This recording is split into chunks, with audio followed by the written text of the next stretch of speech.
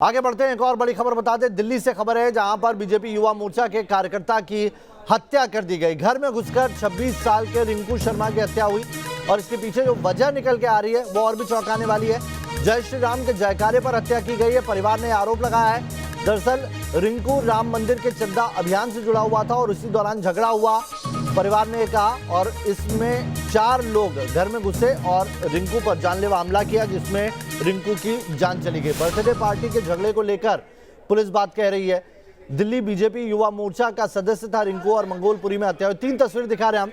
चाकू से वार किया गया घर में घुसकर और उसके बाद रिंकू की मौत हो गई। परिवार में मातम पसरा हुआ है। जो परिजन है उनका यह कहना है कि जय श्री राम के जयकारे पर यह पूरा विवाद हुआ है।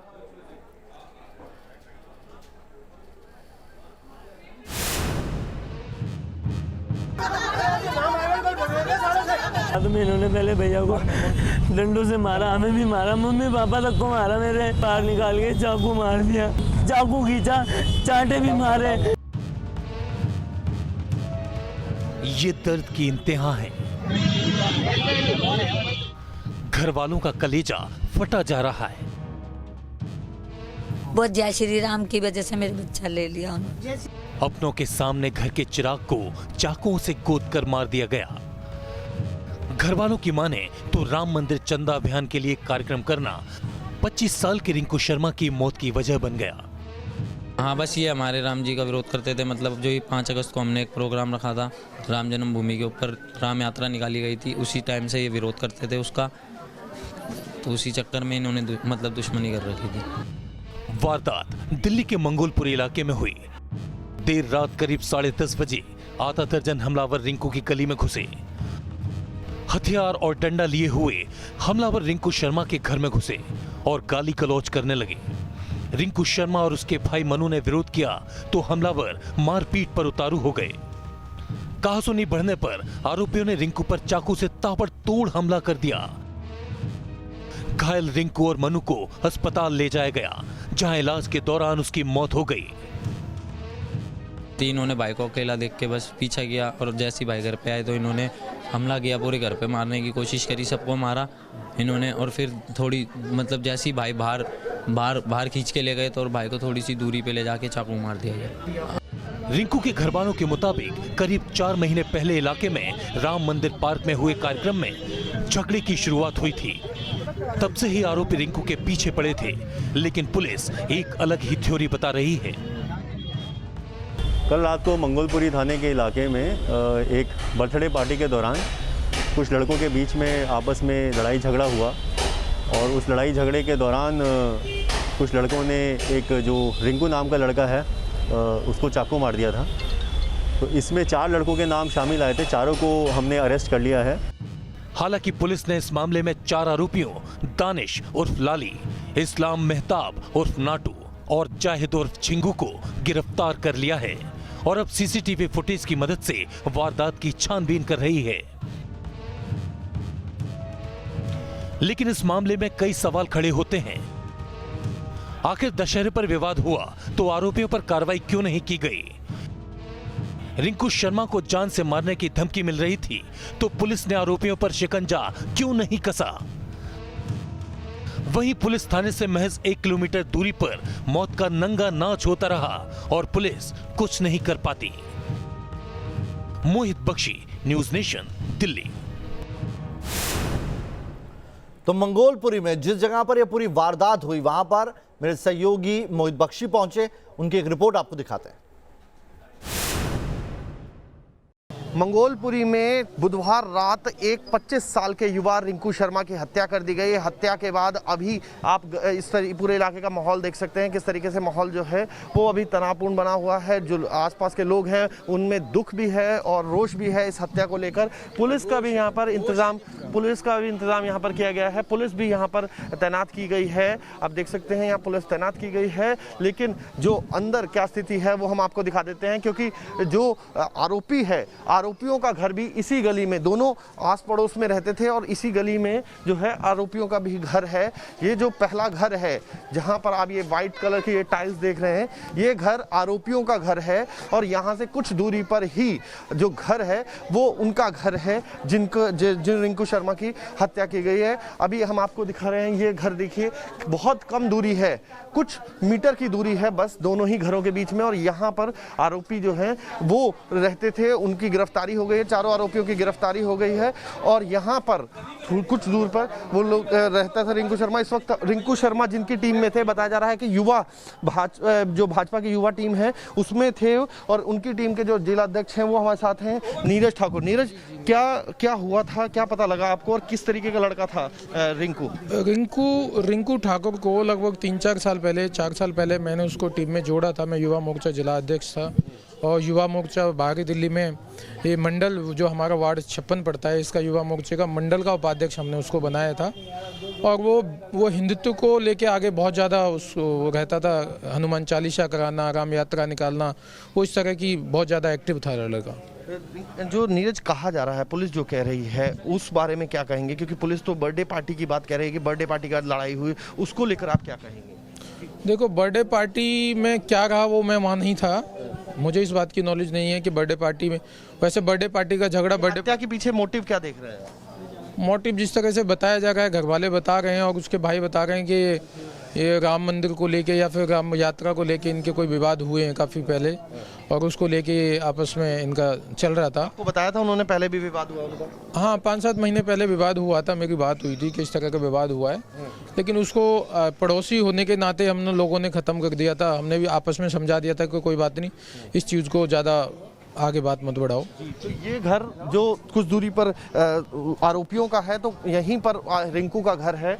ये रिंकू का घर है जहां पर रिंकू के बूढ़े माँ बाप रहते हैं। रिंकू के बुजुर्ग माँ बाप इस वक्त सदमे में हैं, क्योंकि जवान लड़का उनका चला गया है।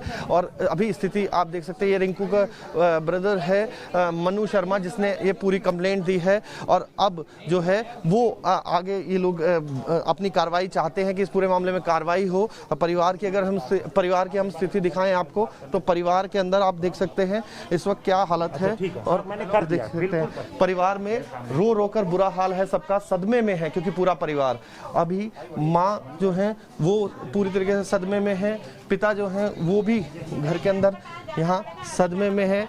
अस्पताल ले जाने की नौबत उनको आ गई है, बहुत ज़्यादा तकलीफ़ में है जी, बहुत ज़्यादा तकलीफ़ में जो है वो परिवार नज़र आ रहा है, क्योंकि एक जवान बच्चा जो है उन्होंने खो दिया है। आप माता इस परिवार को कब से जानती हैं?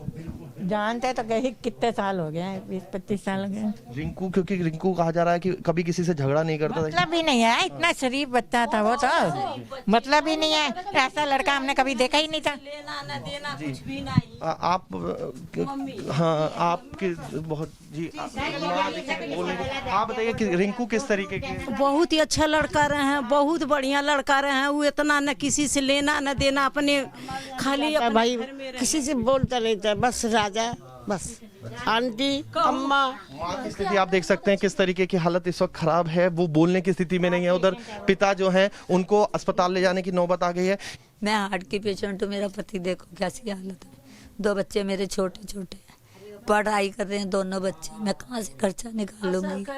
सर आपके पड़ोसी थे वो, क्योंकि तो क्या पहले भी ऐसे धमका रहे थे? सर नहीं, वो जय श्री राम की वजह से मेरे बच्चा ले लिया उन्होंने। जय श्री राम नहीं बोल देते। यानी कि आप माँ का आरोप सुन सकते हैं किस स्थिति में। को भी रोना चाहिए जैसे आज मैं रो रही हूँ, और मुझे इंसाफ चाहिए, मेरे बच्चे को नौकरी चाहिए।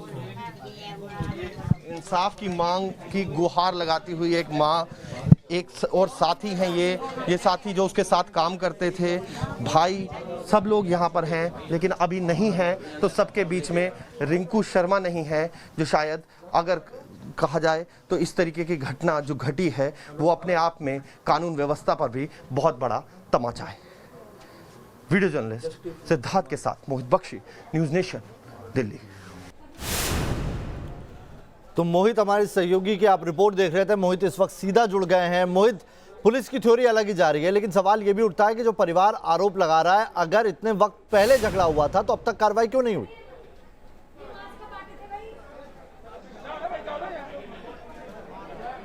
देखिए, मैं आपको बता देता हूं कि परिवार का ये कहना है कि उन्होंने क्योंकि पड़ोसी थे इसलिए मामला सुलझा लिया था और जब ये विवाद शुरू हुआ था, लेकिन परिवार ने जो एफआईआर में लिख के दिया, बाकायदा अपनी शिकायत में लिख के दिया है कि टोका टाकी रोज होती थी। अभी स्थिति देख लीजिए आप यहाँ की, इस तरीके की स्थिति है। बहुत ज्यादा लोगों की संख्या लगातार यहाँ पर पहुंच रहे हैं लोग, और यहाँ पर जो लोग पहुंच रहे हैं उनसे हम बात भी कर लेते हैं। आप कहाँ से आए हैं, क्या नाम है आपका? मेरा नाम अनेश कुमार जैन है, भारतीय जनता पार्टी का पूर्व निगम पार्षद। आप लोगों के यहाँ के, आप लोगों की पार्टी से जुड़ा हुआ था, क्या कैसा लड़का था और क्या आप लोगों? बहुत ही अच्छा लड़का था, राम जी के काम में लगा हुआ था और भगवान राम का काम करने की एवज में उसको अपने प्राण गंवाने पड़े हैं। ये स्थानीय लोग हैं और स्थानीय जो नेता हैं वो भी पहुंच रहे हैं, भाजपा के नेता भी यहाँ पर पहुंच रहे हैं, अलग अलग पार्टियों के नेता भी यहाँ पर पहुंच रहे हैं। अभी इस वक्त परिवार, ये देखिए ये घर है जो रिंकू का घर है, वो ये घर है और इस वक्त क्या स्थिति है यहाँ पर वो आप देख रहे हैं। मदर, आप स्थिति देख सकते हैं, यहाँ पर हालत बहुत खराब है। परिवार का सदमे में डूबा हुआ परिवार है, क्योंकि एक जवान बेटा जो शायद भविष्य बनाता, एक लैब टेक्नीशियन था और एक प्राइवेट अस्पताल में नौकरी करता था, लैब टेक्नीशियन था। और अब स्थिति ये है कि अब जो हालात हैं वो ये है कि हर एक का सुबह पिता को भी अस्पताल ले जाया गया था, फिर उनको वहां से इलाज करा के लाया गया। माँ का भी रो रो के बुरा हाल है और सब लोग इंसाफ की मांग कर रहे हैं। जी, पुलिस कहाँ है मोहित? क्योंकि पुलिस 4 आरोपियों को गिरफ्तार कर चुकी है, लेकिन क्या जो परिवार दलील दे रहा है उससे इत्तेफाक नहीं रख रही है पुलिस? क्योंकि लोगों का वहां पहुंचना शुरू हो चुका है, लॉ एंड ऑर्डर सिचुएशन भी हो सकती है। पुलिस कहाँ है? पुलिस का क्या रवैया?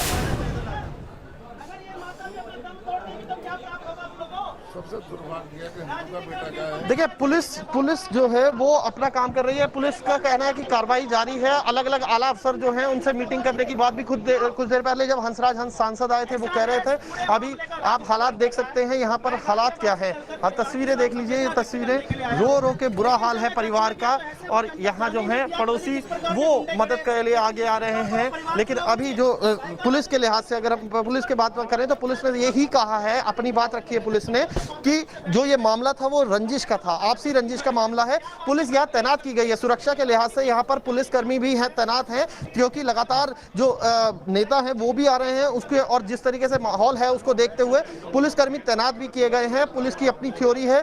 पुलिस का जो पुलिस ने जो बाइट में कहा है, आपने सुना बाइट में जिस तरीके से पुलिस ने कहा है कि बर्थडे पार्टी और जो आपसी रंजिश की बात जो कह रहे हैं, लेकिन घर वालों का आरोप अलग है, घर वालों की बातें अलग है। घर वालों का साफ तौर पर कहना है कि जिस एक धार्मिक यात्रा की वजह से ही ये फसाद जो है वो पूरा शुरू हुआ था, और उसके बाद जो है वो विवाद इतना बढ़ गया कि विवाद ने रिंकू की जान ले ली। जी, बीजेपी नेता जो वहां पर पहुंच रहे हैं उनसे बात कीजिए, उनका क्या कहना है अब?